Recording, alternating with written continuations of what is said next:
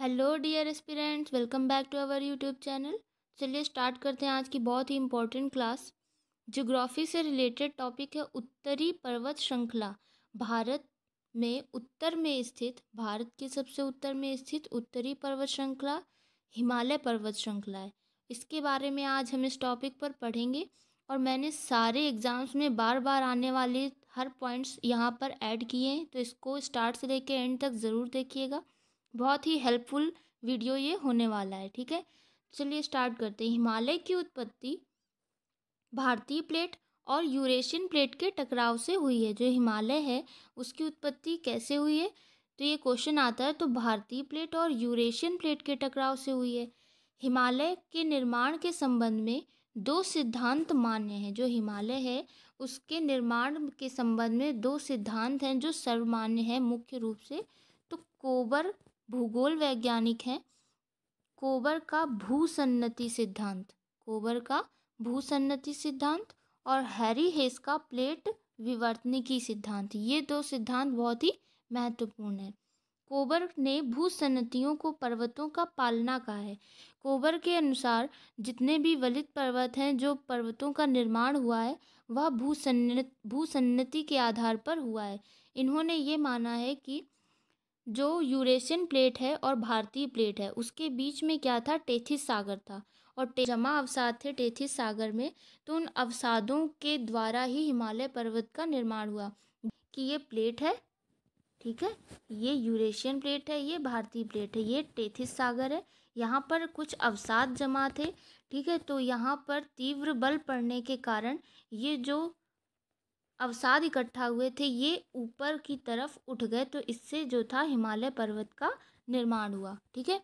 तो कोबर ने भूसन्नतियों को पर्वतों का पालना कहा है और हिमालय की सभी श्रृंखलाओं का निर्माण टर्शियरी युग से टेथिस सागर में अवसादों के जमाव के परिणाम स्वरूप हुआ है। तो हिमालय पर्वत श्रृंखलाओं का निर्माण कब हुआ, टर्शियरी युग में। और किससे हुआ, टेथिस सागर में जो अवसाद जमा थे उसके परिणाम स्वरूप हुआ है। टेथिस सागर को हिमालय का गर्भगृह या जन्म स्थल कहते हैं। जो टेथिस सागर है उसे हिमालय का गर्भगृह या फिर जन्म स्थल भी कहते हैं।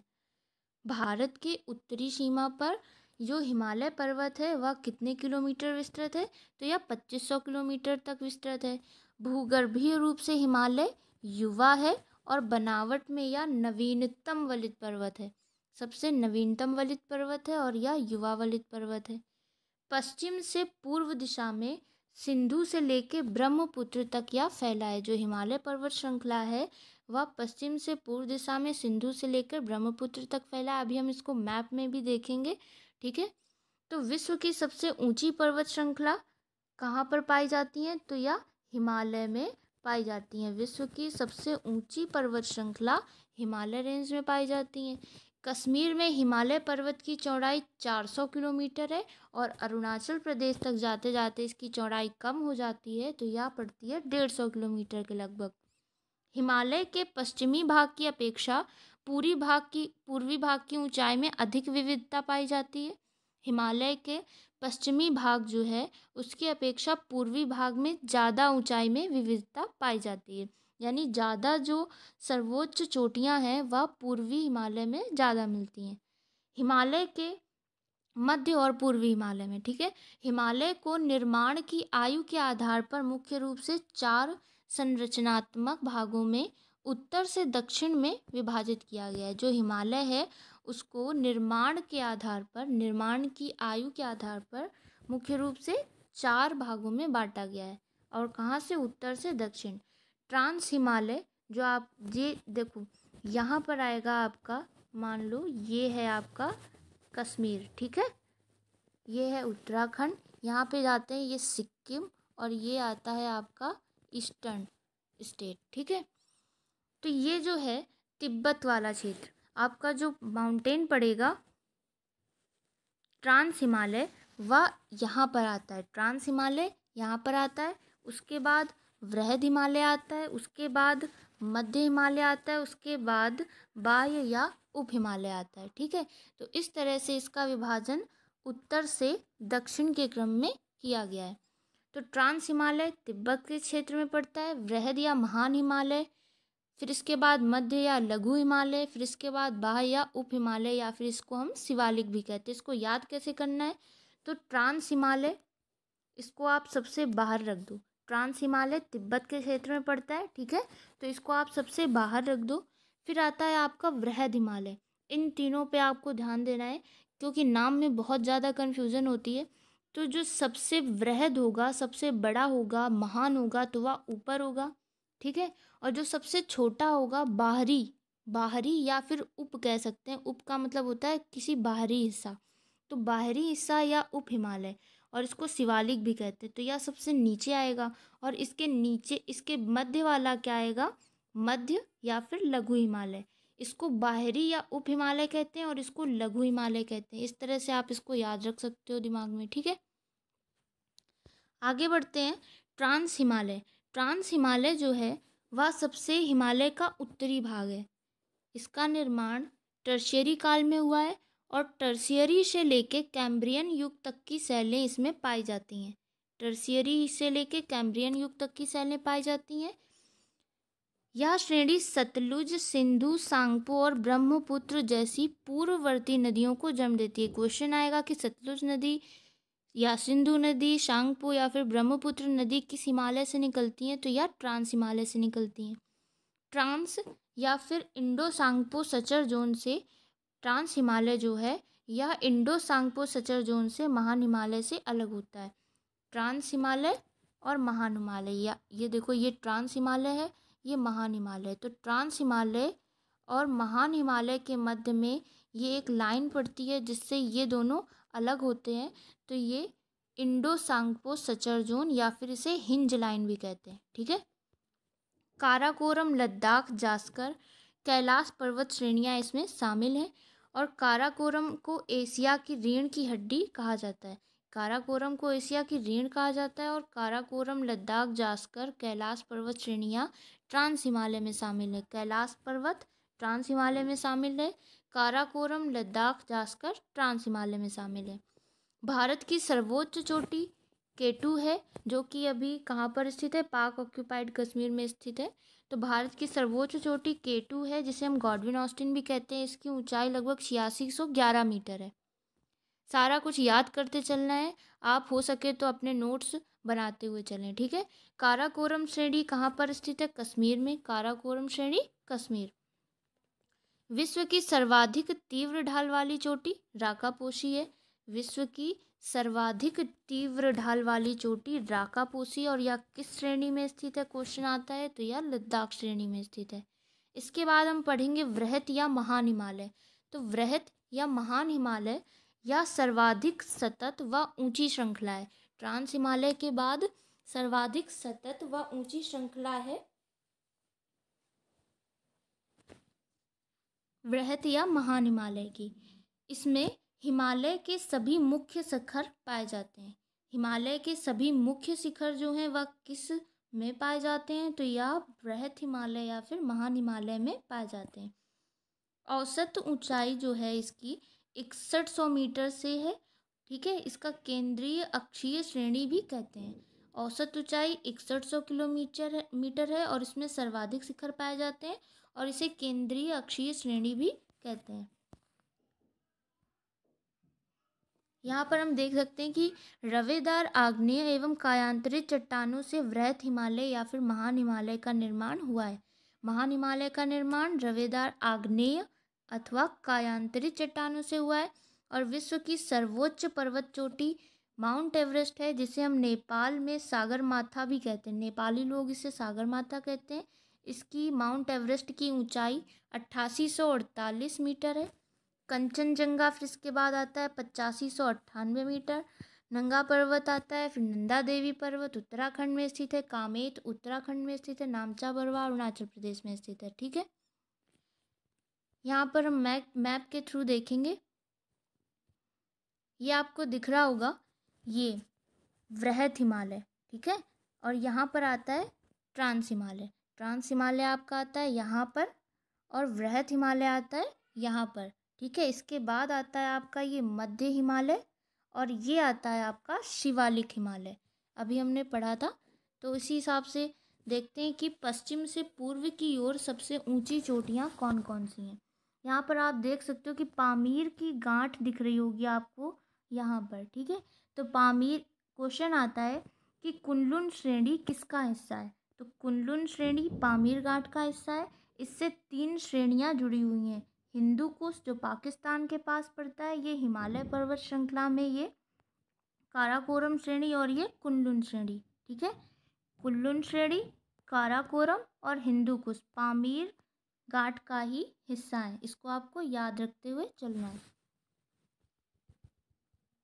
नेक्स्ट आगे बढ़ते हैं कि अभी हमने पढ़ा था कि भारत की सबसे ऊंची चोटी कौन सी है, K2। माउंट एवरेस्ट है विश्व की, लेकिन यह कहाँ पर स्थित है। तो माउंट एवरेस्ट जो है ये पड़ता है ये नेपाल, ठीक है। ये इतना पार्ट नेपाल में आएगा। तो ये जो माउंट एवरेस्ट है ये पड़ता है नेपाल में। इस वजह से भारत की सबसे ऊंची चोटी K2 है, जो कि अभी पाक ऑक्यूपाइड कश्मीर में स्थित है। यहाँ पर पाक ऑक्यूपाइड कश्मीर में स्थित है। इसके बाद आते हैं ये कुनलुन श्रेणी के बाद यहाँ पर क्वेश्चन आता है कि इन श्रेणियों का क्रम क्या है, उत्तर से दक्षिण की ओर क्रम कौन सी श्रेणियों का। तो सबसे पहले आएगा काराकोरम, फिर लद्दाख, जास्कर, पीर पंजाल और धौलाधर। काराकोरम, लद्दाख, जास्कर, पीर पंजाल, धौलाधर। इसका क्रम इस प्रकार है उत्तर से दक्षिण की तरफ, ठीक है। नेक्स्ट आगे बढ़ते हैं कि K2 के बाद पश्चिम से पूर्व की ओर अगर बढ़ना है तो नंगा पर्वत आता है सबसे पहले। नंदा पर्वत, देखो इसमें कंफ्यूज नहीं होना, नंदा देवी पर्वत उत्तराखंड में स्थित है।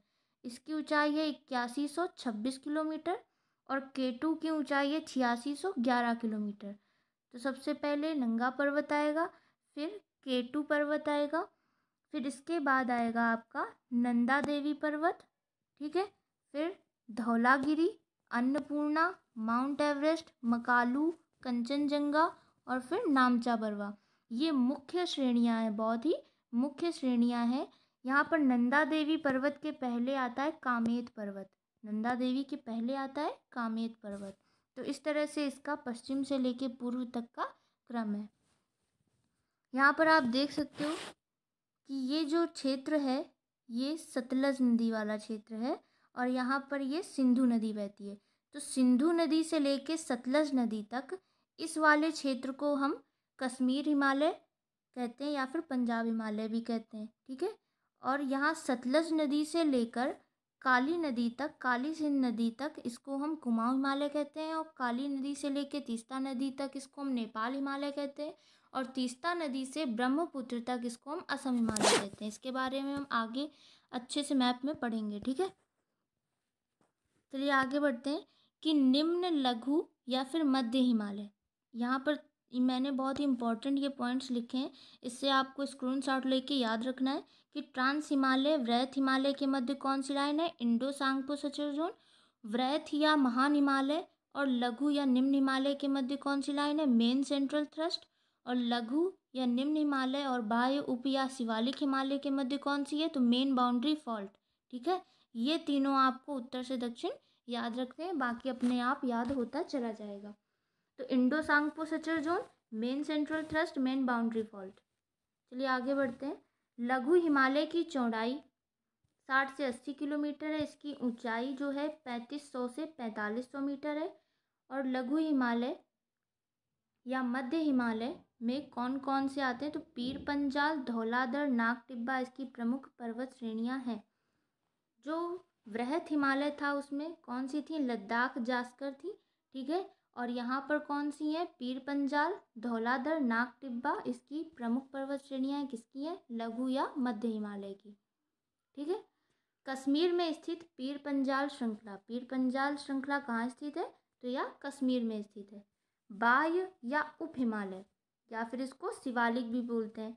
तो इसका यह क्या है, हिमालय का सबसे बाहरी एवं दक्षिणी श्रृंखला है। हिमालय की सबसे बाहरी एवं दक्षिणी श्रृंखला है। इसकी चौड़ाई 10 से 50 किलोमीटर है और ऊंचाई 600 से 1500 मीटर है। देखो ऊंचाई भी क्रम में घटते हुए चली जाती है। जो वृहत हिमालय है, मध्य हिमालय है और बाह्य या उप हिमालय है, तो उसकी ऊंचाई में निरंतर कमी देखी जाती है। शिवालिक हिमालय के निचले भाग को हम क्या कहते हैं? तो शिवालिक हिमालय के निचले भाग को हम तराई कहते हैं। ठीक, यहाँ पर आप देख सकते हैं कि भौगोलिक रूप से जो हिमालय पर्वत है उसको किस तरह से बांटा गया है। तो ये वाला जो पार्ट है आपको देख रहा होगा इंडस रिवर। ठीक है, इंडस रिवर से लेके सतलज रिवर तक इसको हम पंजाब हिमालय या फिर कश्मीर हिमालय कहते हैं। पंजाब हिमालय या कश्मीर हिमालय कहते हैं।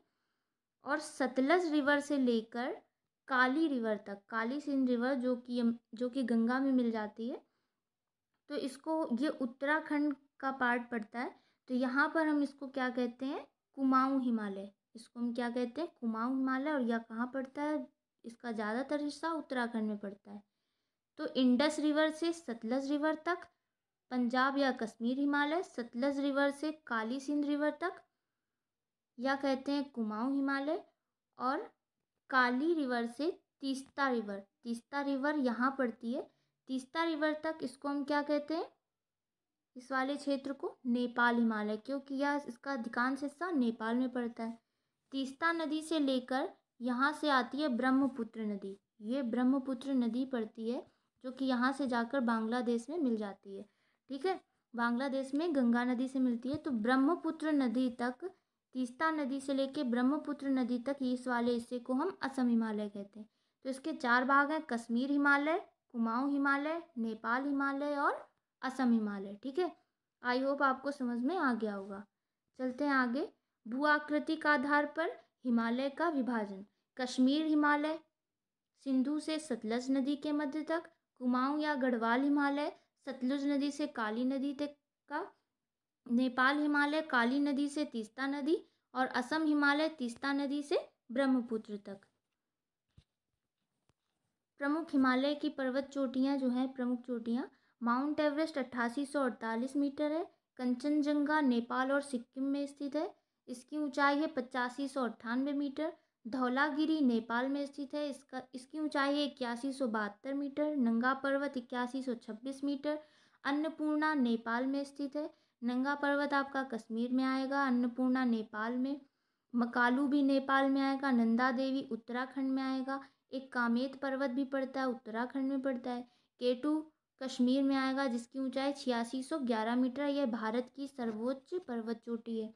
नामचा बरवा अरुणाचल प्रदेश में आएगा। ठीक है, आगे बढ़ते हैं एंड लास्ट है ये स्लाइड।